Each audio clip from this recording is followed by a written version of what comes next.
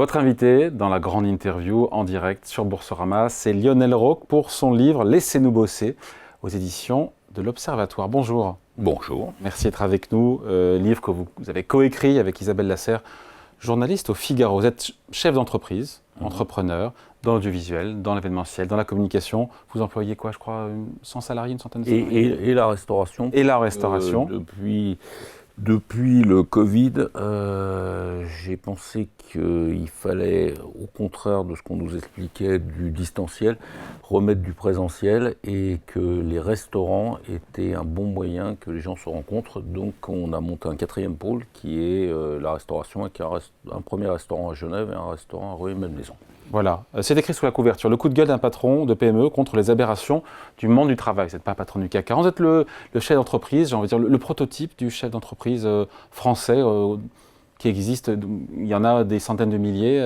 Entrepreneurs de PME, donc sur les quatre métiers qui permettent d'avoir des clients et des univers très différents. C'est-à-dire que sur l'événementiel, on travaille pour les multinationales étrangères, les grands groupes du CAC 40 dont vous parlez souvent, les groupes familiaux et aussi les réseaux indépendants. Sur la communication ERP, on bosse pas mal avec des belles PME industrielles françaises. Sur la production de films, on travaille avec les grandes chaînes de télé. Et sur la restauration, là, on a... Donc vous avez un bel aperçu du tissu économique français. Et je crois que c'est peut-être la spécificité et l'intérêt du livre, c'est que c'est vraiment, je suis un entrepreneur de terrain, puisqu'avec 100 salariés, vous n'avez pas des hiérarchies qui permettent d'avoir des directions de personnel, donc vous prenez les problèmes en pleine face au quotidien, et donc ça permet d'avoir un certain regard. Ce livre, Lionel Roch, il faut le rappeler, vous l'avez écrit après avoir envoyé en juin dernier, juin 2023, une lettre, une missive au président de la République, Emmanuel Macron, qui ne vous a jamais répondu. Vous n'êtes pas trompé d'adresse, non, quand vous l'avez envoyé? Non, je ne me suis pas trompé d'adresse. Non, sérieusement. Et on l'avait envoyé en recommandé. Ce qui me surprend, d'abord, j'ai connu une époque où quand vous écriviez au président de la République, l'Élysée vous répondait, et même on ne payait pas le timbre. C'est-à-dire c'était un droit des Français. Vous écrivez souvent au président de la République? Non, mais c'était connu. Oh, j'avais dû faire ça il y a 20 ans, vous savez, on est optimiste. Donc, et pourquoi je lui écrivais? Je lui disais, attention, les PME, mais c'est vrai aussi pour les TPE, pour les commerçants, et donc les classes moyennes, parce que ce sont nos salariés, c'est en train de se tendre très fortement. Ça se tend de façon... Qu'est-ce qui se tend? C'est-à-dire qu'on sent un ras-le-bol, une fatigue à un point inimaginable. Il y a un ras-le-bol et une fatigue de qui? Alors, des entrepreneurs qui, globalement, font le boulot, mais ont plus l'envie, ont plus la passion. Et ils disent on en a marre. Qui cherchent même plus à vendre leur boîte, qui les ferment. C'est vrai aussi avec les commerçants. Et les salariés, les classes moyennes, cette France qui bosse et qui a suivi, qui n'est pas celle qui manifeste, qui est celle qui est légitimiste, se dit mais en fait on nous explique la Startup Nation, on nous explique le droit à la paresse, et nous on a tout bien fait. Et on a l'impression d'être ignoré. Et donc, il y a vraiment une fatigue, un énervement, mais qui ne s'exprime pas dans des manifs, qui ne s'exprime pas où ça casse, et là où on est en train de casser. Et je voulais signaler au président de la République, en lui disant, de mon expérience de terrain, sur tous les terrains, attention, parce que si cette France-là craque, on va avoir de gros problèmes. Donc il vous répond pas, et là vous dites, je vais en faire un livre. Et je vous dis, je vais en faire un livre, et alors ce qui me fascine, c'est que depuis, gentiment, il y a quelques médias qui ont parlé de ce livre, et qui chaque fois disent, mais le président de la République vous a pas répondu, du Figaro, Sud Radio, le Journal du Dimanche, et vous, et ils continuent à ne pas répondre. Après, certains vous diront, mais on a comme rarement dans l'histoire en France une politique pro-business en faveur des entreprises qui a été menée par le président de la République depuis 2017. Baisse de l'impôt sur les sociétés, la flat tax quand vous prenez des dividendes, baisse des impôts de production. Ça ne vous suffit pas? Et comme des choses qui ont été faites, vous le reconnaissez? Non, d'abord, en général, c'est quand je rencontre mes clients, les grands groupes, qui m'explique combien la politique du président de la République est pro-business. Je dis dans le livre que d'un côté, vous allez mettre une baisse, et puis de l'autre côté, vous allez mettre une hausse pour autre chose, c'est-à-dire, ah bah tiens, pour la planète, on va mettre telle hausse. On envoie des injonctions contradictoires constamment. Ce qui nous fait le plus de mal, je pense, mais je posais la question dans le livre, c'est-à-dire, je pense qu'on paye plutôt moins maintenant qu'au début, à l'arrivée d'Emmanuel. Mais j'en suis pas totalement persuadé. Hein. C'est-à-dire qu'en fait, c'est illisible. La CVAE, elle devait être supprimée. Contribution sur la valeur ajoutée des entreprises, voilà, qui a été supprimée et différée dans sa suppression. Voilà, donc elle n'a pas été supprimée. Elle a commencé à l'être, mais pas autant que... Elle a commencé à l'être. Et donc ça s'appelle des injonctions contradictoires. Il n'y a rien de pire que les injonctions contradictoires. C'est-à-dire que constamment, on vous dit « Ah ben on est pro-business ». Oui, mais on va... Pour améliorer l'attractivité de la France. L'image de la France, globalement, c'est quand même améliorée en termes de business.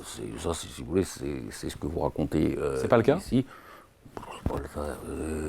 C'est pas parce que vous avez des belles entreprises. C'est intéressant ce que racontait votre invité, parce qu'il expliquait, ok, les cours de bourse sont vachement bons, tout le monde, la France est très attractive. Toujours est-il qu'aujourd'hui, hein, les entreprises françaises investissent beaucoup plus à l'étranger que les entreprises étrangères en France. Juste, si vous voulez, non mais c'est juste chaque fois qu'on nous explique, ah regardez c'est fabuleux, et qu'il faudrait peut-être commencer à remettre les entreprises au cœur de notre pays, pour donner envie à nos belles entreprises françaises, celles dont vous parlez régulièrement du CAC 40, à investir plus en France. On a un problème, les entreprises, les grands groupes français n'investissent pas en France, mais rien n'est fait pour les aider à ça. En même temps, la croissance est plus en Chine. Les États-Unis croissent plus vite que la France, et donc les opportunités sont plus là-bas aussi. Non, mais je ne condamne pas du tout les grands groupes. C'est assez normal que quand c'est LFI qui fait l'éducation économique dans notre pays, c'est assez normal qu'ils préfèrent aller investir ailleurs. Sauf que ça pose un énorme problème, c'est qu'il n'y a pas d'argent en France. Et il n'y a pas d'argent en France, pour les PME, ça pose un problème. On n'en fait pas assez en termes de politique économique pour les PME. Mais qu'on ne fasse pas pour les PME, parce que ça c'est un gros truc, c'est-à-dire qu'on dit ah bah tiens on va faire pour les PME, et on va faire pour les classes moyennes. Mais surtout qu'on baisse les charges salariales, les cotisations patronales, et qu'on attaque à la hache la bureaucratie. C'est ça pour vous les deux dossiers entre guillemets sur lesquels il faut avancer, c'est les cotisations. Vous rappelez que pour un salaire de 5 000 € brut par mois, il reste la moitié avant impôt aux salariés. Voilà, il reste un peu moins de la moitié, et comme on nous a mis le prélèvement à la source, et évidemment que dès que le président de la République va augmenter les impôts, et il va évidemment les augmenter, nos salariés... Pour l'instant, il dit non. Oui, il a tenu jusque-là. Pour l'instant, il tient, mais enfin, je crois qu'il a une réunion ce soir avec sa majorité. De toute façon, la tentation va être forte, puisqu'il ne s'attaque pas à la bureaucratie. Et la bureaucratie... Mais les cotisations, juste important, sociales pour vous pèsent encore trop lourd, même si autour du SMIC, aujourd'hui, il n'y en a quasiment plus des cotisations. Alors ça, ce pays adore les bas salaires. C'est-à-dire qu'à part dans la restauration, où on est arrivé récemment et où je trouve que les salaires sont trop bas, mais personne ne gagne le SMIC dans mes entreprises. Vous pensez que j'en suis récompensé? Non, pas du tout. C'est-à-dire qu'on prend les charges patronales en plein pot. Je ne sais pas pourquoi. On pénalise donc les entreprises qui essayent de bien payer leurs salariés. Par contre, au SMIC, alors ça, il n'y a pas de charge. C'est étrange. Et là-dessus, Gabriel Attal nous explique qu'il veut désmicardiser la France. Mais comment vous... pas contre, sur le principe. Ah ben ça, je ne suis pas du tout contre, mais il faudrait m'expliquer comment on désmicardise la France si on ne baisse pas les charges patronales. Alors les cotisations patronales, elles financent la santé, elles financent le chômage, elles financent... Il faut bien les remplacer par autre chose, si vous voulez. Bien sûr, je vous propose, mais on a suffisamment de brillants experts... Le rapport dans les placards. Je propose une idée qui venait de Serge Dassault, qui me semble intéressante, c'est une taxe sur le chiffre d'affaires, au moins une taxe sur le chiffre d'affaires, parce qu'il faut imaginer quand même que... Le chiffre d'affaires de... Le chiffre d'affaires d'une entreprise, c'est-à-dire toute entreprise qui fait un chiffre... Un patron de PME qui demande une taxe sur le chiffre d'affaires des entreprises. Ben oui, mais en échange d'une baisse des cotisations patronales et des charges salariales, nos salariés ne gagnent pas assez et nous coûtent trop cher. Une fois que vous avez résolu, et c'est vrai aussi chez Boursorama, c'est vrai avec vos équipes, elles ne gagnent pas assez, elles coûtent trop cher. Donc on a des salariés qui sont pauvres, ce qui pose d'ailleurs plein de problèmes. Ça pose un problème de l'agriculture quand on dit « Ah bah tiens, les… » Pourquoi personne n'y a pensé sur la taxe sur le chiffre d'affaires des entreprises? Pourquoi? Parce qu'aujourd'hui, vous avez les syndicats qui co-gèrent les organismes, la retraite, ça, j'en sais rien. Pourquoi? Mais ce qui est certain, c'est que de toute façon, il faudra y venir.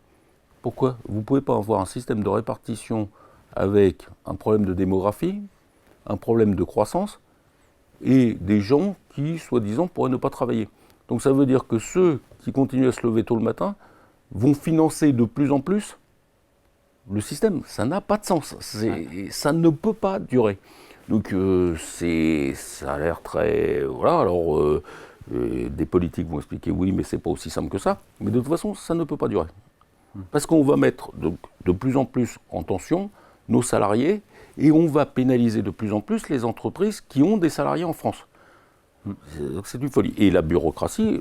Alors sur la bureaucratie, qu'est-ce que vous demandez concrètement?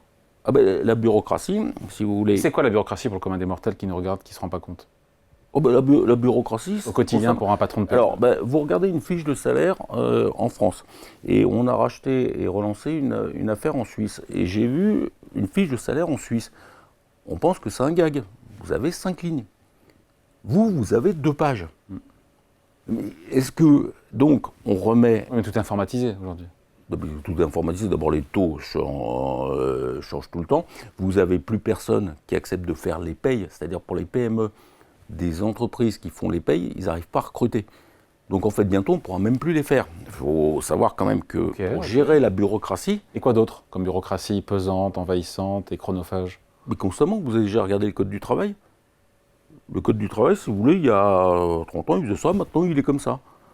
Mais je lisais un bouquin sur le Code pénal, c'est pareil.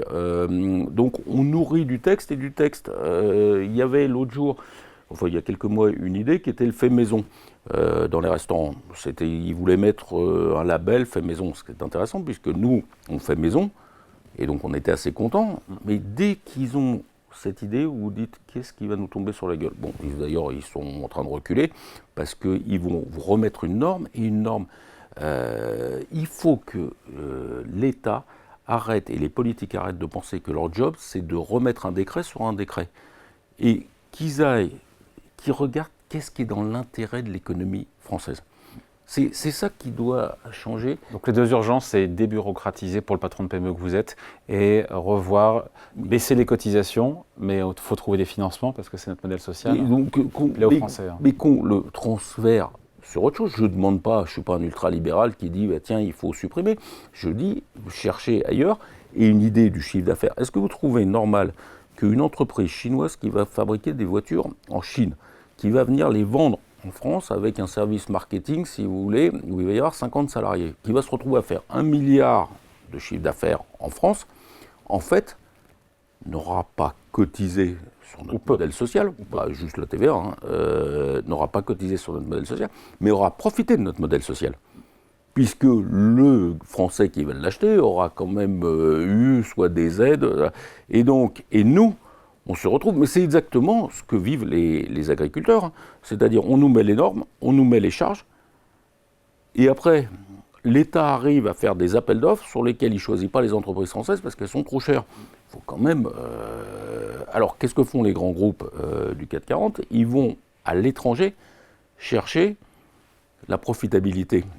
Parce qu'ils n'ont pas d'autre choix. Parce que les marchés sont là aussi, parce qu'on voit la croissance des marchés là aussi. Et puis aussi parce que vous n'avez pas les charges, vous n'avez pas le poids de la bureaucratie, vous n'avez pas… voilà. Et ils ont la gentillesse quand même de payer des impôts sur les bénéfices en France, mais on les insulte chaque fois en reprenant le verbatim de LFI et en expliquant les surprofits. C'est encore notre sujet, ça, sur profit. Non, mais si, parce que si vous voulez, en fait, ce qui est important, c'est de comprendre que tout ça est connecté. Je ne demande pas une politique pour les PME. Je demande qu'on baisse les charges sociales. Cotisations sociales. Les cotisations sociales. Les partenaires sociaux m'ont dit qu'il faut dire cotisations. Voilà, les cotisations sociales et la bureaucratie. Mais en fait, les multinationales se rendent compte en France qu'elles ont aussi ce besoin. L'État a besoin de débureaucratiser, il ne trouve plus de fonctionnaires. Donc il faut qu'ils arrêtent. Voilà. Il y a eu 60 000 embauches de fonctionnaires l'an dernier en France. Juste un truc, Lionel Roch.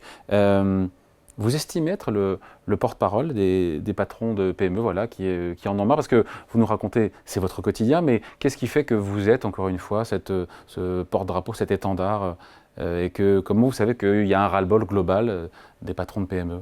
Je prétends surtout pas, et j'ai pas la prétention, d'être le porte-parole de qui que ce soit. Ce que je sais, c'est que le livre, il a un écho, il n'en a pas à l'Élysée, mais alors je reçois des messages, en disant mais merci de dire ça, et en général d'ailleurs me dire mais vous n'êtes pas assez dur. Mais je ne suis pas dur, je suis extrêmement respectueux. Emmanuel Macron, il est élu, et je ne demande qu'une seule chose, c'est qu'Emmanuel Macron réussisse. Mais pour qu'il réussisse, qu'il arrête de nous parler de la Startup Nation et des choses comme ça, et qu'il se rende compte, si vous voulez, qu'il a besoin de PME, de commerçants, de choses comme ça. Parce qu'il faut aussi visionner et visualiser ce qui est un monde sans les PME, sans les commerçants. Ça, on sert à quelque chose. Et les multinationales devraient aussi le savoir. Moi, sur mes métiers, j'embauche des jeunes de 16 ans, les filières d'apprentissage, jusqu'à des bac plus 2, bac plus 3. Toute cette France-là, et on essaye de leur faire des belles carrières. On ne peut pas avoir que des diplômés, si vous voulez, des bac plus 7, des HEC. Tout. Or, c'est ce qui sature le paysage médiatique. On n'entend parler que de ceux-là qui veulent une semaine de 4 jours et du télétravail. Et là, La semaine de 4 jours, vous êtes contre, pourtant 75% des Français sont pour. Vous et ils sont aussi pour l'impôt sur la fortune. Il faudrait voir, est-ce que l'impôt sur la fortune sert à l'économie française ou ne sert pas à l'économie française? C'est quelques milliards en plus de recettes. Ah oui, bien sûr. Bah, si vous voulez, j'ai un restaurant en Suisse. Je vois le nombre de Français qui viennent dans mon restaurant en Suisse. Ça a coûté combien? De centaines de milliards, le ruissellement vers la Suisse, vers la Belgique. Donc on se repose la question, est-ce que c'est utile à l'économie ou pas utile à l'économie? Est-ce que le télétravail, le tout télétravail était utile? Maintenant, tout le monde sait, enfin tous les patrons savent que c'est un désastre. Ils ne savent pas comment en sortir, mais ils savent que c'est un désastre. Semaine des 4 jours. Vous avez... Mais les Français aujourd'hui, pareil, sur le télétravail, ils sont favorables. Ils seraient même prêts à démissionner si on leur retirait leur jour de télétravail. Bien sûr. Alors les Français sont prêts à gagner plus et travailler moins. D'accord. Non, parce que la semaine de 4 jours, on travaille plus les 4 jours où on travaille. Ça n'existera pas. C'est-à-dire, si vous mettez. C'est comme ça que sur le terrain, c'est fait en tout cas aujourd'hui. Oui, ça ne marche pas du tout. C'est-à-dire qu'ils l'ont fait dans l'administration publique et les gars. Dans le privé, il y a plein de boîtes, qui l'ont fait, qui sont satisfaits. Les boîtes que vous invitez ici, c'est-à-dire des gens qui, à la défense et qui ont des hauts salaires ou des postes, mais ça ne durera pas. Ils seront d'ailleurs remplacés par l'intelligence artificielle. On doit être solidaire dans un pays. Quand 60% des gens ne peuvent pas être en télétravail, on doit se poser la question, est-ce qu'on met un pays au télétravail? La semaine des 4 jours, Gabriel Attal veut débureaucratiser la France. La première chose qu'il nous dit, c'est on va mettre la semaine des 4 jours pour les parents divorcés, non pas divorcés. Bon, qui nous laisse nous occuper des parents divorcés. Laissez-nous bosser, c'est signé Lionel Roch aux éditions de l'Observatoire. Merci d'avoir été avec nous. Merci à vous. Au revoir.